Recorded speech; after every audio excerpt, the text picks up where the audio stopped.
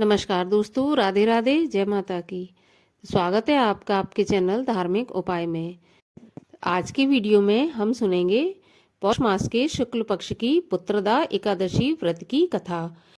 तो इससे पहले मैं वीडियो में आगे बढ़ूं, आपसे रिक्वेस्ट है कि यदि आपने मेरे चैनल को सब्सक्राइब नहीं किया है तो चैनल को सब्सक्राइब कर लेना, और यदि वीडियो अच्छा लगे तो वीडियो को लाइक कर देना और आगे शेयर भी कर देना।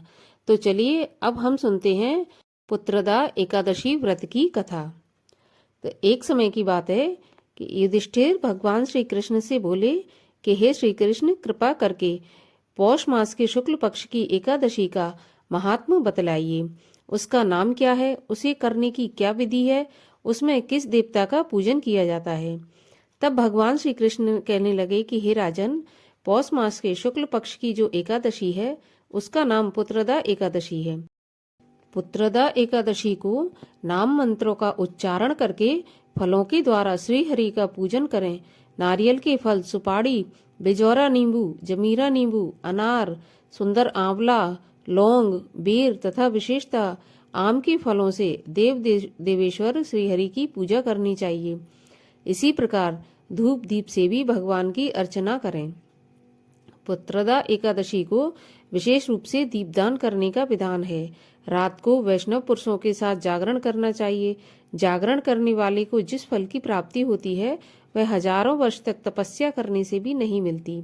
यह सब पापों को हरने वाली उत्तम तिथि है। चराचर जगत सहित समस्त त्रिलोकी में इससे बढ़कर दूसरी कोई तिथि नहीं है। समस्त कामनाओं तथा सिद्धियों के दाता भगवान नारायण इस तिथि के अधिदेवता हैं। पूर्व काल की बात है, भद्रावती पुरी में राजा सुकेतुमान राज्य करते थे। उनकी रानी का नाम चंपा था।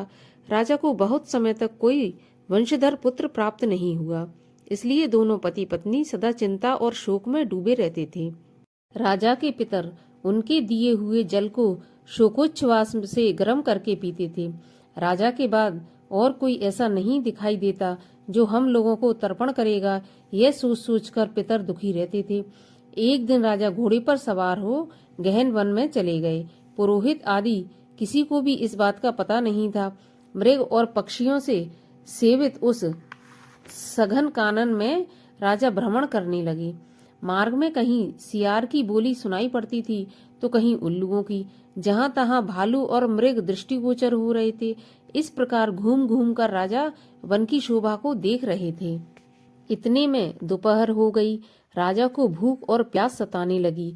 वे जल की खोज में इधर उधर भटकने लगे। किसी पुण्य के प्रभाव से उन्हें एक उत्तम सरोवर दिखाई दिया, जिसके समीप मुनियों के बहुत से आश्रम थे।